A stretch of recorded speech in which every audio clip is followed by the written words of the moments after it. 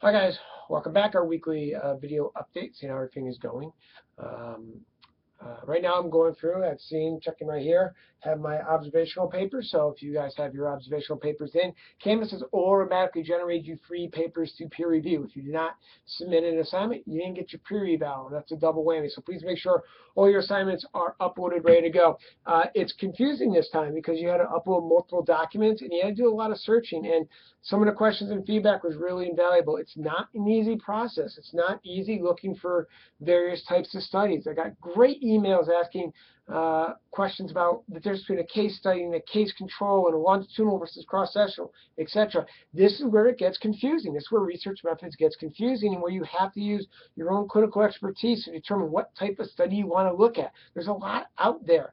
But for the most part, just a quick glance kind of shows me that everyone did and everyone was able to find the different types of studies that I was asking for. In terms of the tool, the assessment tools, that systematic review showed a lot of different tools out there. So hopefully you guys are able to pick one or two that match the criteria and match what you need. Again, these are not gold standards. I want you to use that evidence-based model, and I hope you did. I don't want you to rely just solely on the tool to determine the quality of the study. I want you also your personal or the patient preference to come through there. So hopefully that came through in your narratives. And one thing I did want you to appreciate is you saw how tedious this can be, both using the Prisma, using the strobe, or using whatever tool you decide to use. It can be quite tedious to actually assess the quality of the studies. And if you're doing a dissertation, you have 800 studies, let's say, you're probably not going to go through and apply one of these tools to all 800 studies. But I wanted you to make sure that you appreciated the importance and how difficult it is to actually truly assess these research articles as you read them. If nothing else, if you're never going to use another one of these tools again, at the very least, I hope you can now approach all these studies with a little bit more of a critical eye. And if you don't remember all the steps and all the checklist items for these guidelines, maybe you have one or two that you think are really important. So when you read future studies, you can say, wow, they really didn't address bias, or they didn't randomize or blind their subjects or the examiners.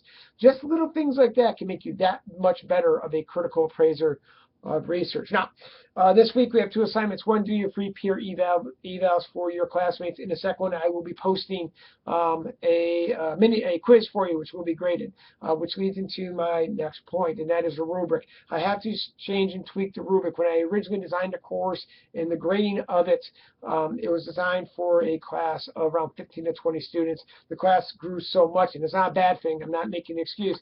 But in order to properly grade and assess and give you the credit you deserve for the work you've put in, I can't use the original grading rubric I had. I know a lot of you put in a lot of time, a lot of effort, and done some great work there. So I want to make sure that the grade that you get in the course reflects that, and the current grading system is not doing that. So I'm tweaking it a little bit, but if you have, according to Canvas, like a 30% or 60%, don't worry about that. Okay, that is not what you should be looking at. I'm trying to make the content in the papers, etc., that you have put together reflective of what you have done.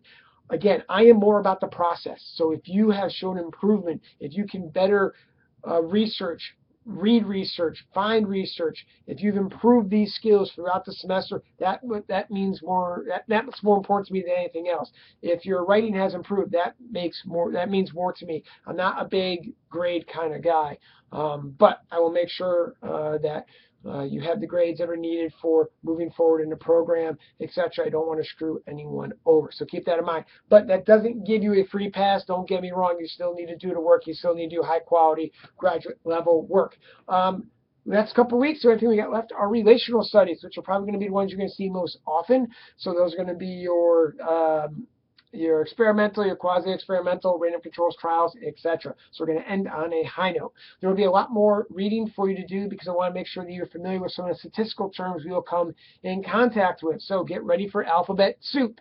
Z-score, T-score, ANOVA, MANCOVA, all that kind of fun stuff. We're going to do a lot of alphabet soup. So get ready for a little bit more statistics, a little bit more research methods as we come into the final couple weeks. Any comments, questions, concerns, please feel free to email me. I love getting them. Anything I can do to make the course better, please let me know.